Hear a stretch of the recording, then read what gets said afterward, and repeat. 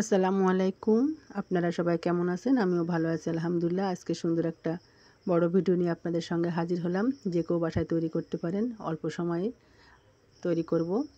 মাত্র ১০০ গ্রাম ময়দা নিয়েছি এখানে। বাচ্চাদের টিফিন বলেন, মেহমানরা আসলে নাস্তা বলেন, সকাল সন্ধ্যায় যে কেউ তৈরি করতে পারবেন। স্বাদ মতন লবণ আর ১ টেবিল চামচের মতন রান্নার সাদা তেল দিলাম। আর একটু একটু করে সাধারণ টেম্পারেচারে পানি দিব।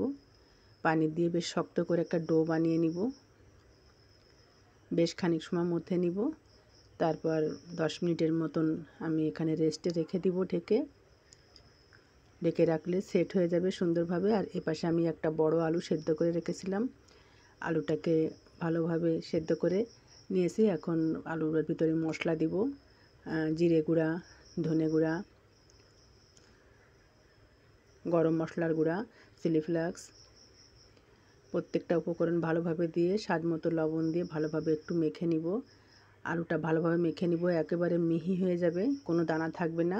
হাত দিয়ে মাখলেও বেশি ভালো হবে। আমি এখানে চামচ ব্যবহার করেছি, আপনারা চাইলে হাত দিয়েও মেখে নিতে পারেন। একেবারে সুন্দর একটা ডো হয়ে গেছে।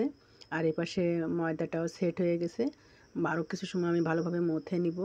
আর পিঁড়ির উপর রেখে ছোট ছোট করে লেচি কেটে নেব। লুচির শেপ থেকে আরেকটু বড় করে লেচি কাটবো, কেননা আমি এখানে আলু পুরি তৈরি করব। আলু পুরি তৈরি করতে গেলে একটু মোটা মোটা লেচি হলে বেশি ভালো হয়। ১০০ গ্রাম ময়দায় বেশ ৮টা তৈরি হবে। প্রত্যেকটা লেচি আমি হাত দিয়ে চেপে চেপে একটু গোল শেপ করে নিব। ভিতরে আলুর পুর ঢুকিয়ে দিব। চারপাশ আস্তে আস্তে চেপে মুখটা বন্ধ করে দিব। ভালোভাবে মুখটা চেপে বন্ধ করে দিয়ে একটু চাপ দিয়ে নিব হাতের সাহায্যে। চাপ দিয়ে নিলে ওটা আর ফাটবে না।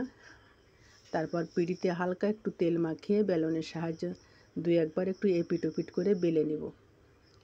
মোটা করে কাটলে বেশি ভালো হবে, কেননা একটু পুরু থাকবে। যেখানে এটা তো আসলে আলু পুরি, সেই জন্য একটু মোটা হলে বেশি ভালো হয়। এভাবে প্রত্যেকটা আমি সেট করে নিব আপনাদের বোঝানোর জন্য। আরও একটা করে নিব। ভালোভাবে লেচিগুলো চেপে চেপে হাত দিয়ে একটু গর্ত করে নিব। তার ভিতরে ছোট চামচের ১ চামচের মতো আলু দিব।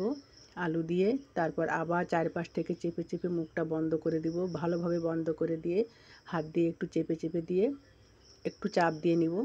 দেখলে আপনারা আমার বলার থেকে বেশি বুঝতে পারছেন। তারপর পিঁড়ির পরে দিয়ে বেলুন দিয়ে এপিট ওপিট হালকা একটু বেলে নিব। এভাবে প্রত্যেকটা সেট করে নিয়েছি।